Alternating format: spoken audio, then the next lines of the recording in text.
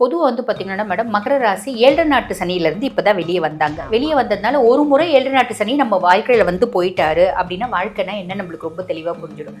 எவ்வளவோ பார்த்துட்டோம் போயா, இதை பார்க்க மாட்டோமா அப்படின்ற எண்ணம் அவங்களுக்கே வந்துடும். நல்ல தெளிந்த நீரோடை போல மனசு இருக்கும். சகாய சனியா இருக்கா, சகாய சனி அப்படின் போது எல்லா விதத்துலயும் நான் உனக்கு ஹெல்ப் பண்ண போறேன்ப்பா அப்படின்ற மைண்ட் செட்ல சனி இருக்கா. அது ஒரு பெரிய பிளஸ். எல்லா விதத்துலயும் அவன் சப்போர்ட்டிவா இருப்பான். சரி, இது குருனோட பார்வைப்படும் போது இன்னும் கொஞ்சம் ஃபாஸ்டா கடகடன்னு உங்களுக்கு எல்லா வேலையும் செஞ்சு கொடுப்பான். சரிங்களா? 7 நாட்டு சனியில என் கணவரோட வாழ்க்கையில ஒரு பொம்பளை வந்துட்டா, நான் அவளுக்கு சூனியம் வைக்க போறேன் அப்படிம்பாங்க. கடைசியில அவளுக்கு சூனியம் வைக்க போறேன்னு இவங்க சூனியம் வச்சுப்பாங்க. நான் என் கணவரை வசீகரணம் பண்ண போறேன் அப்படின்னு சொல்லிட்டு இவங்க போவாங்க. அவன் இவங்களை வசீகரணம் பண்ணிடுவான். ஸோ இந்த மாதிரி ஒரு தப்பான விஷயம் எல்லாம் பண்ணும்போது புருஷன் தான் அறிவாளி, என் புருஷன் தான் ரொம்ப திறமசாலி, என் புருஷன் தான் அது இது எக்ஸெட்ரா சொல்லுவாங்க தானே. அப்ப பணம் அங்க பிரதானம். அப்ப பணம் தாராளமா இருக்கும். ஆனா உண்மையான அன்பு குடும்பத்துல இருந்து உனக்கு கிடைக்குமா? பெருசா கிடைக்காது. நீ பெருசா எதிர்பார்க்காத. நீ தான் வந்து 7 நாட்டு சனியிலே எல்லாத்தையும் பார்த்துட்டு யார் எப்படி நீ கரெக்டா அனலைஸ் பண்ணிட்டல. ஸோ பெருசா எதிர்பார்க்காத. நல்லது ரசாமி அப்படின்னு காலில் விழுந்து விலகிடுது. நீங்களா விட்டா பாவம், அவங்களா விட்டு விலகுறாங்களா, போயிட்டு வா அப்படின்னு அமுச்சு வைங்க, வாழ்த்தி அமுச்சு வைங்க. அது உங்களுக்கு நல்லது. ஐயோ நீ என்ன விட்டு போறிய, நீ இல்லாம நான் வாழ மாட்டேன், செத்துருவேன் அப்படின்லாம் சொன்னா நீங்க செத்துருவீங்க, மாட்டிப்பீங்க. ஆன்மீக பரிகார நேயர்கள் அனைவருக்கும் அன்பான வணக்கங்கள். இன்னைக்கு நம்ம யாரை சந்திக்க வந்திருக்கோம் அப்படின்னு பாத்தீங்கன்னா, அஸ்ட்ராலஜர் டாக்டர் தீபா அருளாளன் மேடம் தான் சந்திக்க வந்திருக்கோம். வணக்கம் மேம். வணக்கம் மேம். எப்படி இருக்கீங்க? நல்லா இருக்கேன். நீங்க எப்படி இருக்கீங்க? ரொம்ப நல்லா இருக்கேன் மேம். ரொம்ப சிறப்பு. நிறைய நல்ல பதிவுகள் மக்களுக்காக கொடுத்துட்டு வரீங்க. நிறைய பயிற்சி பலன்கள் நம்ம பார்த்துட்டு இருக்கோம். அந்த வகையில நம்ம இன்னைக்கு பார்க்க போறது வந்து வர இருக்கின்ற தமிழ் புத்தாண்டு. தமிழ் நியூ இயர் அப்படின்னாலே ஒரு கொண்டாட்டம், ஒரு குதூகலம் அப்படின்றது எல்லாருக்குமே இருக்கும். ஸோ இந்த தமிழ் நியூ இயருக்கு ஒவ்வொரு ராசிக்காரர்களுக்கும் எப்படி இருக்கு, இந்த வருஷம் வந்து எப்படி அமைய போகுது, என்ன மாதிரி விஷயங்கள்லாம் உங்களுக்கு சாதகம், இதுல முக்கியமா கவனமா இருக்க வேண்டியது எந்தெந்த விஷயங்கள்ல? பொதுவாக வந்து பார்த்தீங்கன்னா மேடம், இந்த தமிழ் புத்தாண்டு எல்லா ராசிக்குமே நல்லா இருக்கு அப்படின்னு தான் சொல்லணும். காரணம் என்ன அப்படின்னா, சனி பகவான் தான் இப்போ நிறைய ராசிகளுக்கு எடுக்கக்கூடிய பொசிஷன்ல இருக்கான். உதாரணத்துக்கு நம்ம சொல்லணும் அப்படின்னா, மேஷ ராசி அன்பர்களுக்கு வந்து பார்த்தீங்கன்னா 7 நாட்டு சனியா இருக்காரு அப்படின்னு சொல்லலாம். அதே மாதிரி சிம்ம ராசி அன்பர்களுக்கு அஷ்டமத்து சனியா இருக்காரு. அஷ்டம சனியா இருந்து அவங்களுக்கு கெடுபலன்களை கொடுத்துட்டு இருக்காரு அப்படின்லாம். அதே மாதிரி கன்னி ராசி அன்பர்களுக்கு கண்டக சனியா இருக்காரு.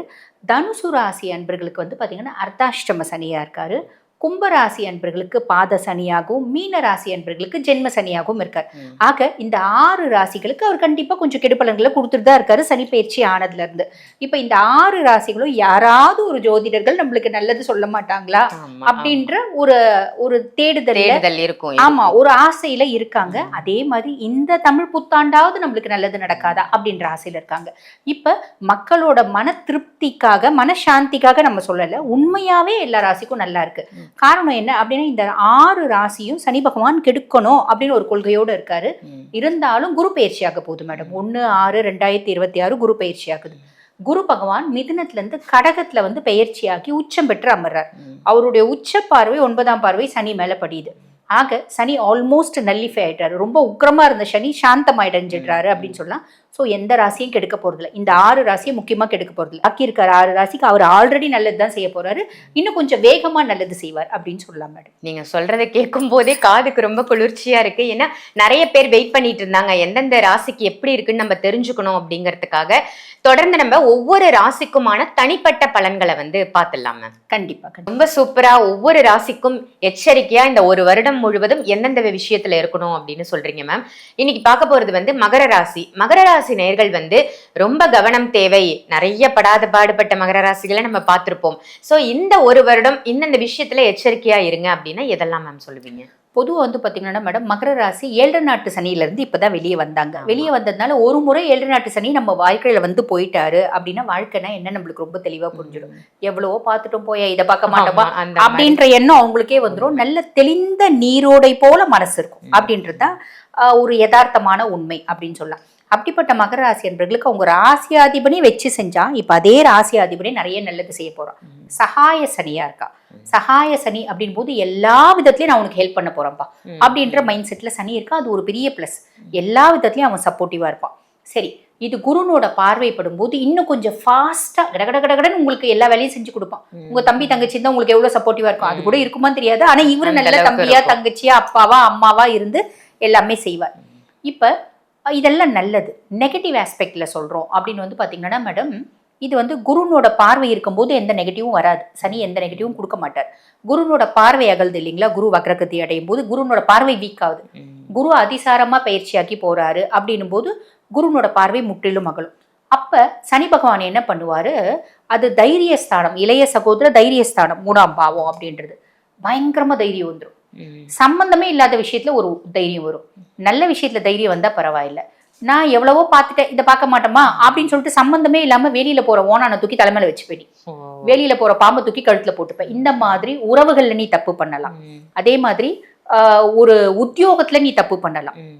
இந்த ரெண்டுத்துலயும் குடும்பத்திலயும் நீ அந்த மாதிரி தப்பு பண்ணலாம். பிள்ளைங்களை நான் திருத்துறேன் அப்படின்னு சொல்லிட்டு பிள்ளை வந்து ரொம்ப ஆட்டம் போடுதா, காலேஜ்ல போயிட்டு பிள்ளைய அசிங்கப்படுத்துன்னு வச்சுக்கேன், புள்ள அப்படியே வழிக்கு வரும். புள்ள ரொம்ப ஆட்டம் போடுதா, 4 பேரை வச்சு பிள்ளைய சாத்துன்னு சாத்துனா, வீட்டுல நீ என்ன சத்தம் போடுற, நான் எதிர் வீட்டுக்காரன், நீ என்ன வீட்டுல பயங்கரமா சத்தம் போடுறேன்னு அடிக்க போலீஸ் ஸ்டேஷன்ல போய் அடிக்கிறது, புள்ள பயங்கர முரடாயிடும். நீ போடுற கணக்கு அங்க தப்பா போயிடும். சோ இதுல கொஞ்சம் அதாவது உன்னோட ஓவர் தைரியம் உனக்கே வந்து ஆப்பு வைக்கிறாங்க. சோ நீ அந்த மாதிரி ஏதாவது குறுக்கு வழியில போயிட்டு நீ செய்யற அப்படின்னா அனலைஸ் பண்ணிட்டு செய்யணும். உங்க குடும்ப ஜோதிடர்களை ஒரு முறை நீங்க அணுகி குழந்தையினோட ஜாதகமும் பார்த்து எந்த விஷயம் செய்றீங்க. இப்ப மனைவி சார்ந்து ஒரு முடிவு எடுக்கிறீங்க, கணவர் சார்ந்து முடிவு எடுக்கிறீங்க. இப்ப நிறைய பெண்கள் என்ன பண்ணுவாங்க தெரியுங்களா, 7 நாட்டு சனியில என் கணவரோட வாழ்க்கையில ஒரு பொம்பளை வந்துட்டா நான் அவளுக்கு சூனியம் வைக்க போறேன் அப்படிம்பாங்க. கடைசியில அவளுக்கு சூனியம் வைக்க போறேன்னு இவங்க சூனியம் வச்சுப்பாங்க. நான் என் கணவரை வசீகரணம் பண்ண போறேன் அப்படின்னு சொல்லிட்டு இவங்க போவாங்க, அவன் இவங்களை வசீகரணம் பண்ணிடுவான். சோ இந்த மாதிரி ஒரு தப்பான விஷயம் எல்லாம் பண்ணும்போது அனலைஸ் பண்ணணும். இந்த மாதிரி நடக்கிறதுக்கு வழியும் வாய்ப்பும் உண்டு. எல்லாருக்கும் இல்ல, பர்டிகுலர் காலகட்டத்துல ஒரு சிலருக்கு. பட் இருந்தாலும் இந்த மாதிரி செய்யறவங்களுக்கு இது ஒரு எக்ஸாம்பிளா இருக்கும். ஐயோ நம்ம யோசிக்கணும், கரெக்ட் தான் அப்படின்ற மாதிரி இருக்கும். இப்ப நிறைய அந்த மாதிரி மாட்டினவங்கள நாங்க பாத்துருக்கோம் மேடம். நாங்க சாமியார் கிட்ட போனோம், வசீகரணம் செய்யணும்னு. அப்புறம் என்ன ஆச்சுன்னே தெரியல, அவருக்கு நான் வந்து கண்ட்ரோல் ஆயிட்டேன், அவனோட தொல்லை தாங்க முடியல, என்ன பண்ணலாம் அப்படின்னு என்ன எத்தனையோ பேர் கேட்டிருக்காங்க. என்ன பண்ணலாம், அவனுக்கு நம்ம ஏதாவது செஞ்சிடலாமா, அம்மா தாயங்களா நீ ஃபர்ஸ்ட் போனதே தப்பு, இப்ப அவனுக்குலாம் நீ சூனியம் செய்ய முடியாது, நீ என்ன பண்ணு, உன் மனசை கண்ட்ரோல் பண்ணி நீ விலகி இல்லை அப்படின்னு நான் சொல்றது இருக்கு. இந்த மாதிரி எத்தனையோ பேர் சொல்லியிருக்காங்க. சரி, அதுவும் லேடிஸ் இந்த மாதிரி ஏமாறுறவங்க ஜாஸ்தி. வேற்று மதத்தினர்கிட்ட போயிட்டு அவங்க அது பண்றாங்க இது பண்றாங்க அப்படின்னு ஏமாந்தவங்களும் உண்டு. ஸோ இந்த மாதிரி எல்லாம் ஏமாறுறதுக்கு மகரத்துக்கு ஒரு வாய்ப்பு உண்டு, உஷாரா இருக்கணும். அந்த மாதிரி நிலைமையில அவங்க இருக்காங்க அப்படின்னு ஃபர்ஸ்ட் விஷயம். ரெண்டாவது வந்து பாத்தீங்கன்னா மேடம், ராகு பகவான் 2ஆம் பாவம், தன குடும்ப வாக்குஸ்தானத்துல ராகு. தனஸ்தானத்துல ராகு அப்படின்னும் போது நல்ல திடீர் தன பிராப்தி அப்படின்றதுக்கும் வெளிநாட்டு கரன்சிஸை கையாளுறதுக்கான பிராப்தம். குடும்பத்துல காசு இருந்தா ஆட்டோமேட்டிக்கா நிம்மதி சந்தோஷம் எல்லாம் கொசுறு தானே மேடம். புருஷன் சம்பாதிக்காத வரைக்கும் இவன் ஒண்ணுத்துக்கும் துப்பு இல்லை அப்படின்னு மனைவி சொல்லுவா. என் புருஷன மாதிரி உலகத்துல யாரும் கிடையாது, என் புருஷன் தான் அறிவாளி, என் புருஷன் தான் ரொம்ப திறமசாலி, என் புருஷன் தான் அது இது எக்ஸெட்ரா எக்ஸெட்ரா சொல்லுவாங்க தானே. அப்ப பணம் அங்க பிரதானம்.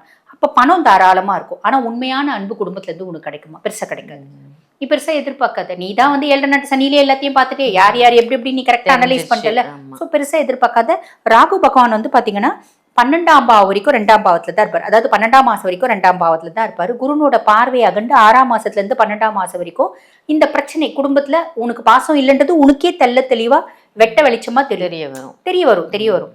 நம்ம ஒய்ஃப் தான் எல்லான்னு பார்த்தோமே, கடைசியில் அவள் வந்து உண்மையாவே நம்ம மேலே பாசமா இல்லை, பணத்துக்காக தான் இருக்காளா, நம்ம குழந்தைங்க தான் இல்லைன்னு பார்த்தோமே, நம்ம குழந்தைங்க பணத்துக்காக தான் நம்ம கூட இருக்கா அப்படின்ற மாதிரி நீங்கள் அனலைஸ் பண்ணிப்பீங்க. என்ன பண்ண முடியும்? ஒன்றும் பண்ண முடியாது. அவங்க எப்படியோ நான் நல்லவனாக தான் இருப்பேன், அந்த மைண்ட் செட் தான் மகரத்துக்கு உண்டு. அதே மைண்ட் செட்டோட நீங்கள் தொடருவீங்க அப்படின்னு சொல்லலாம். அதே மாதிரி பார்த்தீங்கன்னா மேடம், 2ல ராகு இருக்கும்போது என்னை பற்றியே நானே பெருமையாக பேசிப்பேன். நான் தான் ரொம்ப supreme energy, I am the good soul, நான் தான் வந்து திறமசாலி, உலகத்திலேயே சூப்பரான அஸ்ட்ராலஜர் நான் தான் அப்படின்ற மாதிரிலாம் நான் பேசுவேன். அந்த பேச்சு நம்ம கம்மி பண்ணிக்கணும். அந்த பேச்சுனால நம்ம ட்ராப் ஆகும்.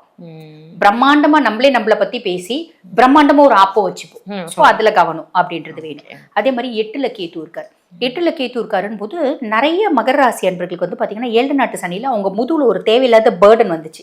அந்த பேர்டன் அப்படின்றது ரத்த சொந்தம் அப்படின்னு சொல்றதுக்கு இல்ல, நிறைய பேருக்கு வந்த பேர்டன் என்னன்னா ஒரு எக்ஸ்ட்ரா மேரிட்டல் அஃபேர், ஒரு லவ், ஒரு ரிலேஷன்ஷிப், ஒரு திருட்டுத்தனம், அந்த தொடர்புல ஒரு திருட்டுத்தனம் அப்படின்ற மாதிரி வந்துச்சு. அந்த திருட்டுத்தனமான தொடர்பு இவங்களை விட்டு விலகும். ஏதோ ஒரு காரணத்துக்கு உன்னை விட பெட்டரா ஒருத்தன் கிடைச்சிருப்பான், ஒண்ணு இல்ல உன்னை விட வசதியான ஒண்ணு கிடைச்சிருப்பான், இல்ல நீ வந்து புளிச்சு போயிட்டு இருப்ப. ஆக மொத்தம் ஏதோ ஒரு காரணத்துக்காக உன்னை விட்டு விலகும். நல்லது ரசாமி அப்படின்னு காலில் விழுந்து விலகிடுது.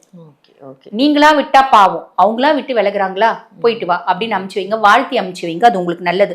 ஐயோ நீ என்ன விட்டு போறிய, நீ இல்லாம நான் வாழ மாட்டேன், செத்துருவேன் அப்படின்லாம் சொன்னா நீங்க செத்துருவீங்க, மாட்டிப்பீங்க. பெரிய பிரச்சனை வரதுக்கு வாய்ப்பு, திருப்பி பெரிய பிரச்சனை வரதுக்கு வாய்ப்பு உண்டு. அது தேவையில்லாத உறவு தானே. அதையே நீங்க வந்து ஏதோ உங்க புத்தி கெட்டு போச்சு, ஒரு சபலம் ஒரு சஞ்சலம் அப்படி போனீங்க அப்படின்னா கூட இது வந்து பாத்தீங்கன்னா மேடம் இருக்கப்பட்டவங்களுக்கு இந்த வரிகள். இல்லாதவங்க அதை பத்தி கவலைப்பட வேண்டாம். விலகுது அப்படின்னா சந்தோஷமா காலில் விழுந்து அமிச்சிடுங்க.